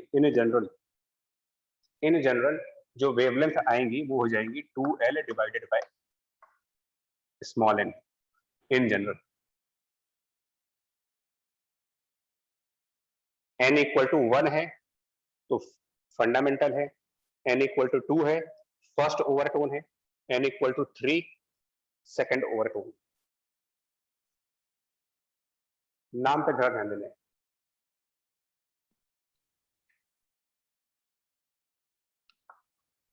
N1 इसको कहोगे फंडामेंटल, n बराबर 2 फर्स्ट ओवरटोन, या कोई कहीं पर इसका एक और नाम भी होता है, इसका सेकंड हार्मोनिक भी बोलते हैं इसको। n equal to 3 third harmonic, इसको थर्ड हार्मोनिक कह सकते हैं, या फिर सेकंड ओवरटोन।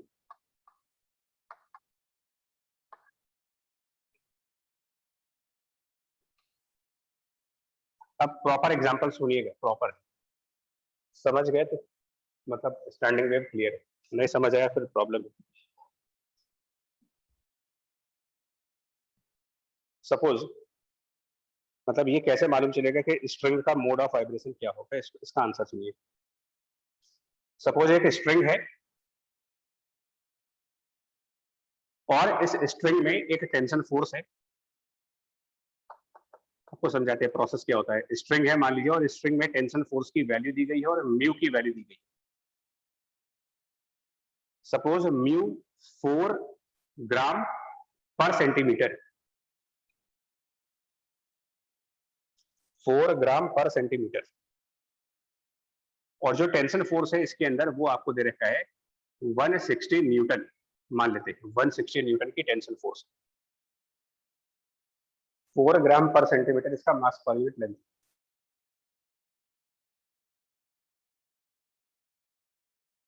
और इसकी जो लेंथ है, इस स्ट्रिंग की अपनी एक लेंथ है, वो लेंथ भी दे रखी गई है हमें।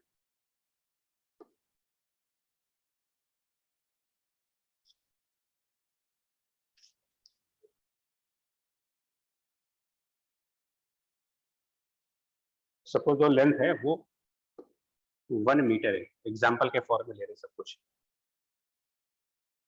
अब आप मुझे बताओ इसकी फंडामेंटल फ्रीक्वेंसी क्या होती है। अगर पूछे रहे कि स्ट्रिंग की फंडामेंटल फ्रीक्वेंसी क्या है, तो हमें फंडामेंटल फ्रीक्वेंसी का फॉर्मूला समझना है। फंडामेंटल फ्रीक्वेंसी जो होती है ये याद रखनी पड़ती है। स्ट्रिंग की फंडामेंटल फ्रीक्वेंसी का फॉर्मूला है 1/12 और रूट ऑफ t/μ। चेक करते हैं इससे क्या आंसर आएगा।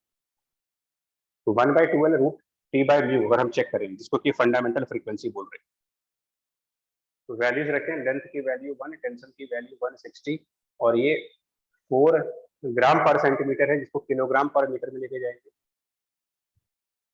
तो 1/2 और 160 डिवाइडेड बाय 4 इंटू 10⁻³ और -2, 4/10 और 10 10 60 आएगा आंसर। फाइनल आंसर 10 आ रहा है। Yes sir. ठीक, इसका मतलब 10 हर्ट्ज इसकी फंडामेंटल फ्रीक्वेंसी। इसका क्या मतलब हुआ? 10 हर्ट्ज फंडामेंटल फ्रीक्वेंसी है, इसका फिजिकल सिग्निफिकेंस क्या है हमारे लिए, वो सुनिए।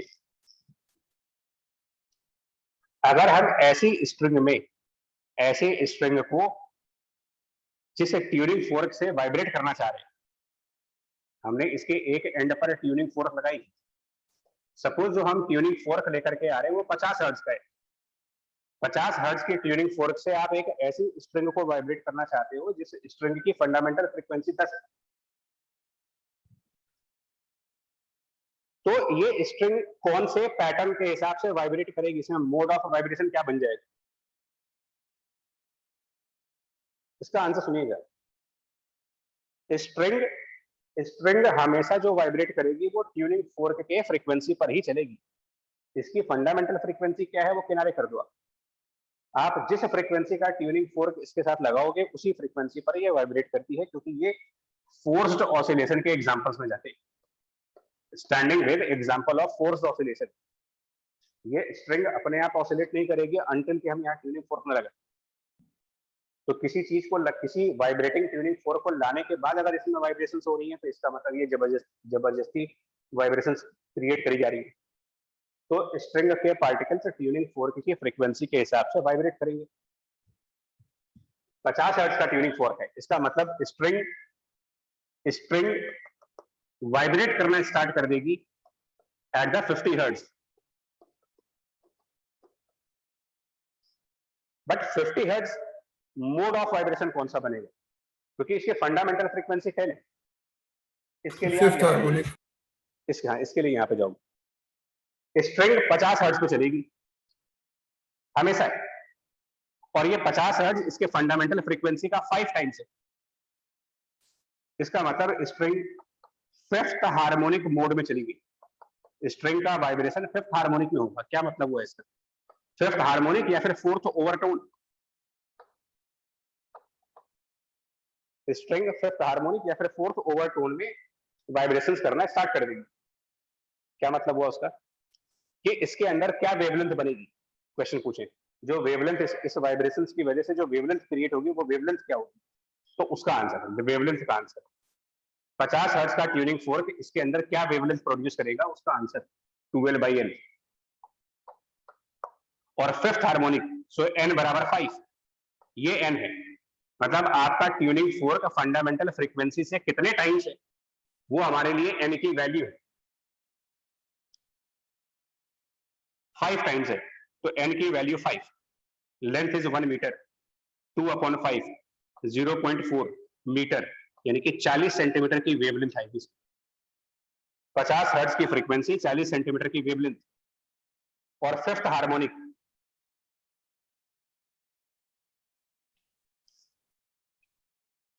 और 40 सेंटीमीटर की वेवलेंथ आने का मतलब ये हुआ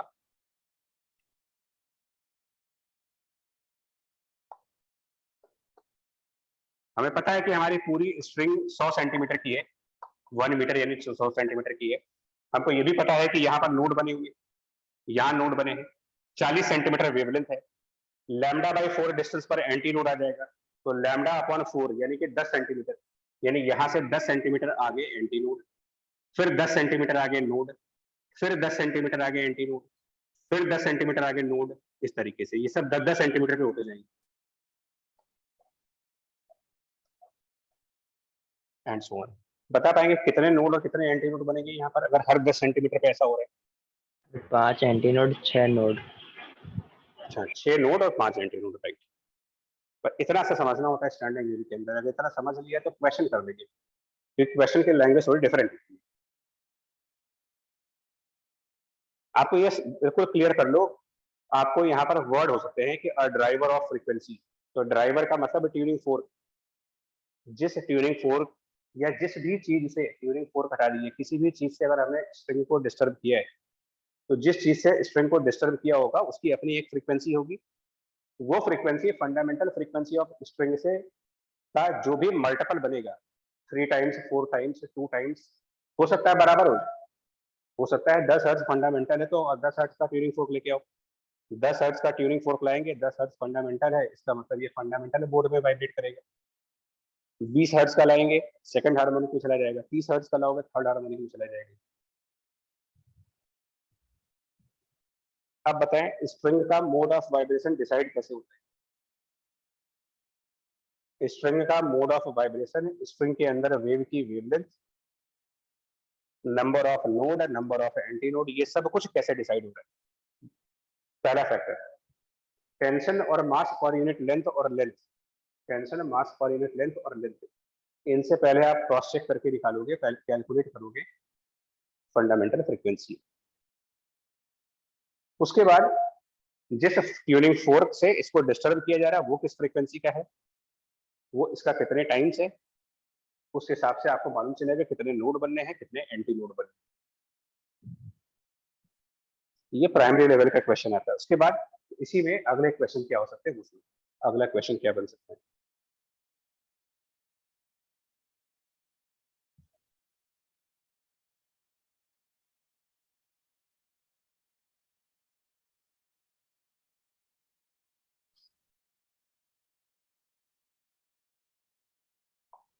अब अगर आपसे कहा जाए कि जहां पर एंटी नोड है, जहां एंटी नोड है, सपोज उसका एम्पलीट्यूड है, आपको उसके बारे में कुछ कहा जाए, amplitude at anti node, let's say it is 2 millimetre, मान लेते हैं क्वेश्चन के फॉर्म में चल रहे, एंटी नोड पे 2 मिलीमीटर का एम्पलीट्यूड है, जिसका क्या मतलब हुआ कि जिस पॉइंट पर एंटी नोड है, यानी कि लेफ्ट वाली साइड से 10 सेंटीमीटर आगे जो पॉइंट है वही एंटी नोड है। ये पॉइंट 2 मिलीमीटर ऊपर तक जा सकता है, 2 मिलीमीटर नीचे तक जा सकता है, ये ऐसे टू एंड फ्रो मोशन करेगा और 2 मिलीमीटर ऊपर 2 मिलीमीटर नीचे, that is meaning of amplitude at the anti node. First of all तो आपको ये पता करना पड़ेगा कि एंटी नोड कहाँ है। फिर से बोल दूं, पहले आप ये पता करेंगे कि एंटी नोड कहाँ है, उसका प्रोसेस बता दिया, उसका प्रोसीजर समझा दिया, कैसे कैसे मालूम करते हैं। उसके बाद उस एंटी नोड वाले पॉइंट पर कितना डिस्प्लेसमेंट हो रहा है, यानी कि उसका एम्पलीट्यूड, ये 2 मिलीमीटर आ गया। अब इसके बाद जो क्वेश्चन पूछ सकते हैं वो ये हो सकता है, what is the amplitude, what is the amplitude at 5 centimetre from left side. इस टाइप के क्वेश्चंस भी आते हैं।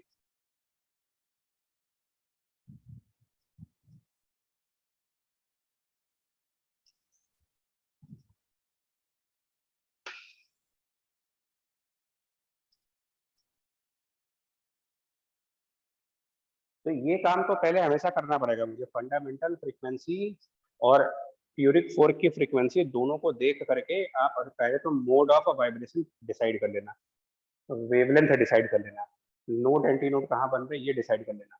अब इसके आगे का क्वेश्चन कि अगर एंटी नोड वाले पॉइंट पर 2 मिलीमीटर का एम्पलीट्यूड है तो लेफ्ट साइड से 5 सेंटीमीटर। अब एक बात बताओ, लेफ्ट साइड से 5 सेंटीमीटर वाला पॉइंट वो नोड है कि एंटी नोड है इस एग्जांपल में? तो जनरल लेफ्ट पॉइंट है। जनरलाइज पॉइंट है, मतलब ना तो वो नोड है, नोड होता तो वहां पर 0 एम्पलीट्यूड होता, और एंटी नोड होता तो वहां पर 2 मिलीमीटर होता, लेकिन वो कोई जनरल पॉइंट है। यहाँ पर क्या करना है, अभी जो हम थ्योरी पढ़ रहे थे उस थ्योरी में आपको समझा रहे थे कि जो एम्पलीट्यूड होते हैं स्टैंडिंग वेव के वो पोजीशन के फंक्शंस होते हैं। तो हम यहाँ पर क्या करने जा रहे हैं, हम फंक्शन ऑफ एम्पलीट्यूड को लॉजिकली देखना चाह रहे हैं कि क्या फंक्शन होगा। फंक्शन ऑफ एम्पलीट्यूड थ्योरी में मुझे पता है कि स्टैंडिंग वेव का जो एम्पलीट्यूड होता है वो एक्स का फंक्शन होता है, और किस टाइप का फंक्शन, एक्सपोनेंशियल फंक्शन होता है, लॉग का फंक्शन होता है, ट्रिग्नोमेट्रिक फंक्शन, किस टाइप का फंक्शन। तो ये भी पता है कि क्योंकि ये ऑसिलेशंस हो रहे हैं सब कुछ, तो ये जो भी फंक्शंस आएंगे वो ट्रिग्नोमेट्रिक फंक्शंस आएंगे। तो function of amplitude will be a trigonometric function. Trigonometric function मतलब या तो वो साइन का फंक्शन होगा या फिर कॉस का फंक्शन होगा, और वो भी एक ऐसा फंक्शन होगा, साइन या कॉस का ऐसा फंक्शन जिस फंक्शन की सबसे ज्यादा वैल्यू 2 आई। तो हम इसको गेस कर रहे हैं 2 मिलीमीटर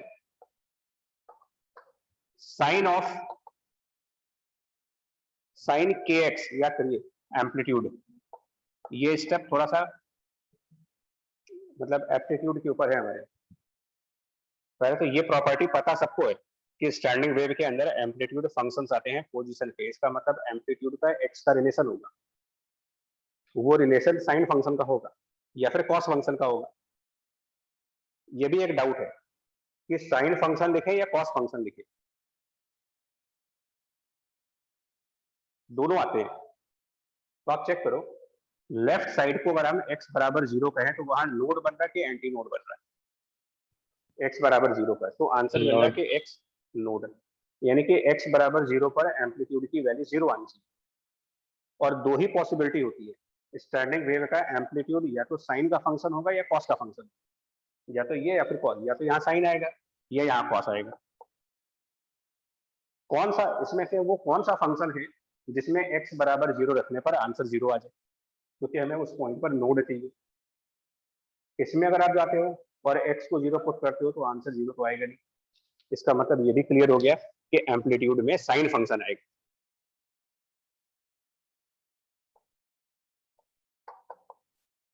ये क्लियर हो गया, ये इससे मालूम चल गया क्योंकि x बराबर 0 पर नोड है। अगर x बराबर 0 पर एंटी नोड होता तो हम यहाँ कॉस का टर्म यूज करते। तीसरी कोई पॉसिबिलिटी है नहीं, tan का फंक्शन आता नहीं, cot का फंक्शन आता नहीं है, अलजेब्रा के अलावा अलजेब्रिक फंक्शंस होते नहीं है, फंक्शन दो ही है, साइन और कॉस। तो function of amplitude will be the maximum amplitude जो कि प्रॉब्लम के अंदर गिवन है। आगे साइन या कॉस वो डिसाइड हो गया, और इसमें जो k है, k मतलब 2 पाई बाय लैम्डा, तो लैम्डा हम ऑलरेडी डिसाइड कर चुके थे उसे ट्यूनिंग फोर्क के हिसाब से। फंडामेंटल फ्रीक्वेंसी 10 थी, ट्यूनिंग फोर्क 50 था, उसमें हमने लैम्डा डिसाइड कर लिया था, लैम्डा 40 सेंटीमीटर आया था, तो यहाँ पर हम 40 रख देंगे सेंटीमीटर में। अब क्योंकि यहाँ सेंटीमीटर में रख रहे हैं तो साथ में ये जो x होगा ये भी सेंटीमीटर में रखेंगे, ये सेंटीमीटर में ये भी सेंटीमीटर में। ये एम्पलीट्यूड की फंक्शन आ गई। अब मुझे 5 सेंटीमीटर पे चाहिए लेफ्ट साइड से, इसका मतलब x को 5 रखेंगे, x बराबर 5, और x बराबर 5 रख करके जो भी आंसर आएगा वो 5 सेंटीमीटर वाले पॉइंट के ऑसिलेट करने का एम्पलीट्यूड है।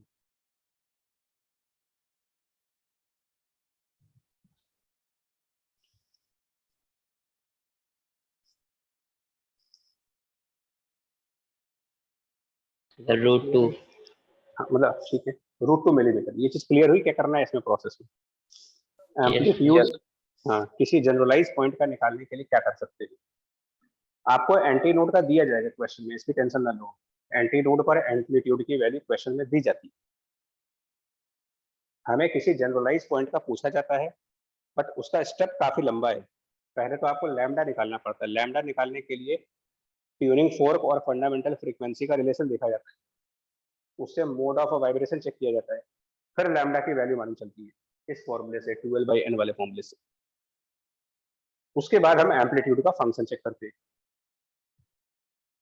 अच्छा, इसके बाद एक और क्वेश्चन पूछ सकते हैं कि अगर 2 मिलीमीटर एंटी नोड पर एम्पलीट्यूड है तो जिन वेव को सुपर इम्पोज किया गया है वो कितने एम्पलीट्यूड की वेव।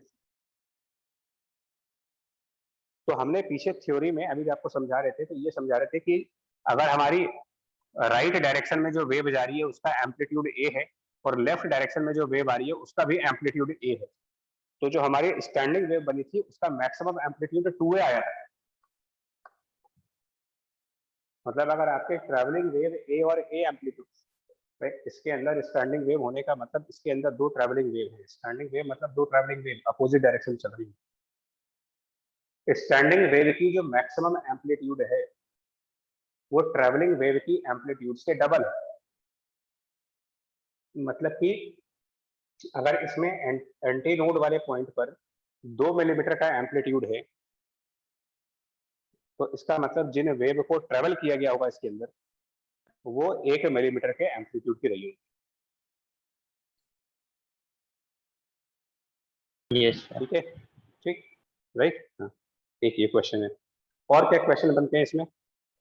और क्वेश्चन देखिए, इस स्ट्रिंग की एनर्जी कितनी होगी। एनर्जी ऑफ स्ट्रिंग निकालने को आता है, यानी कि एनर्जी ऑफ स्टैंडिंग वेव निकालने को आता है। सिंपल सा क्वेश्चन, स्ट्रिंग की एनर्जी मतलब स्टैंडिंग वेव की एनर्जी। ये क्वेश्चन भी आ सकता है।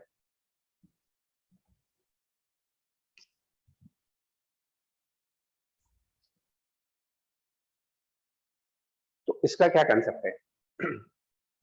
एक स्टैंडिंग वेव की एनर्जी निकालने के लिए क्या प्रोसेस होना चाहिए? देखिए,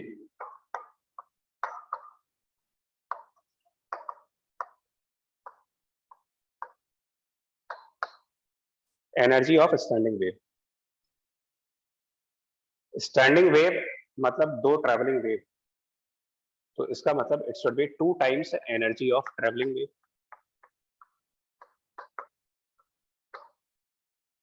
दो एनर्जी स्केलर क्वांटिटी है। और हमने पहले भी कहा था कि ट्रैवलिंग वेव की एनर्जी हम एसएचएम वाले फॉर्मूले से निकाल सकते हैं। Energy of travelling wave SHM formula use कर सकते हैं, 2 हाफ मास, मास किस चीज का? तो मास इस स्ट्रिंग का, ओमेगा स्क्वायर इनटू एम्पलीट्यूड का स्क्वायर। बट यहाँ पर जो एम्पलीट्यूड यूज करना है वो ट्रैवलिंग वेव का यूज करना है, एम्पलीट्यूड ऑफ ट्रैवलिंग वेव का स्क्वायर।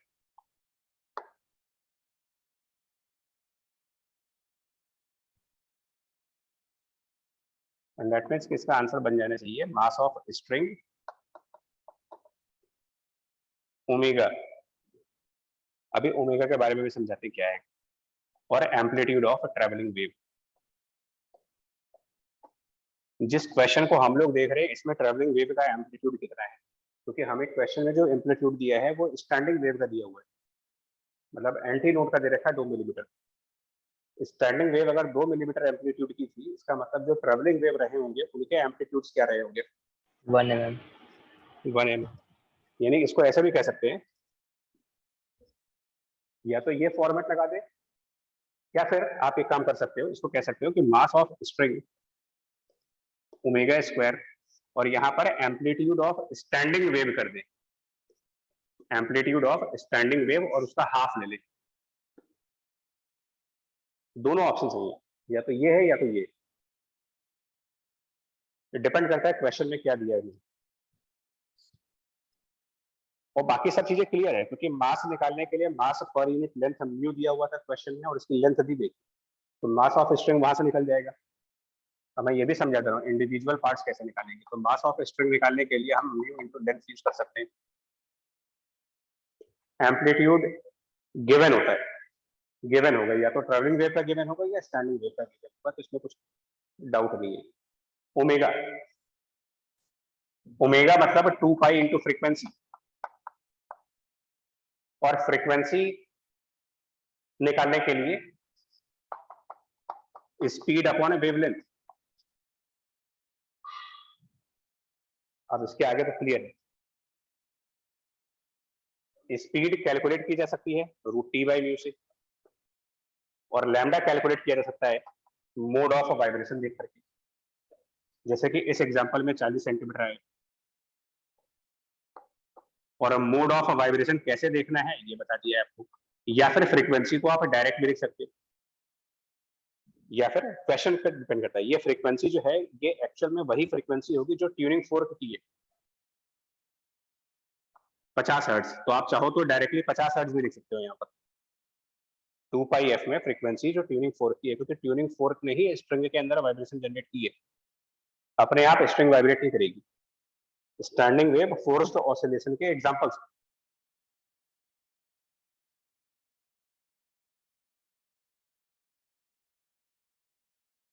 तो एनर्जी ऑफ स्टैंडिंग वेव भी प्रॉपर्ली कैलकुलेट की जा सकती है बिना किसी एक्स्ट्रा बर्डन के, बिना किसी एक्स्ट्रा फॉर्मूले को यूज किए हुए एनर्जी स्टैंडिंग वेव की इन कंसेप्ट से निकाली जा सकती है।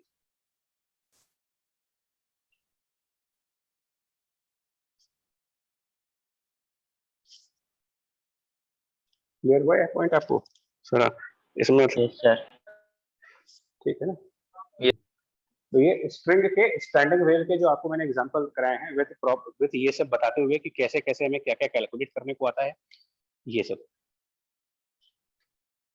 और ये आपको जो फ्रीक्वेंसीज आप निकाल रहे हो ये रेजोनेंट फ्रीक्वेंसीज भी कहलाती है, मतलब इसका लैंग्वेज ये भी हो सकता है रेजोनेंट फ्रीक्वेंसी। मतलब अगर कोई कहे कि a string is in a resonance with a tuning fork,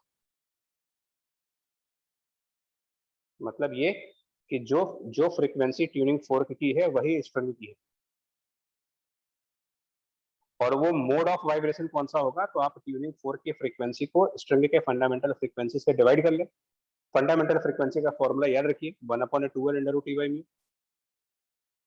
tuning fork frequency divided by fundamental frequency, उससे एन की वैल्यू मिल जाती है। एन की वैल्यू मिलते ही वेवलेंथ आ जाता है 2L/n करके, और उसके बाद जैसे आपको एग्जांपल दिखाएं इस एग्जांपल के थ्रू सब कुछ कैलकुलेट कर सकते हैं उसमें। तो इतना आप रिवाइज करें, इसके बाद हम लोग standing wave in air columns मतलब ऑर्गन पाइप वो अगली क्लास में हो जाएगी। एंड देन उसके बाद एक बीट्स का टॉपिक है बस। ठीक है, यहाँ तक पढ़ लेंगे इसको अपना। ठीक है सर। ठीक, थैंक यू।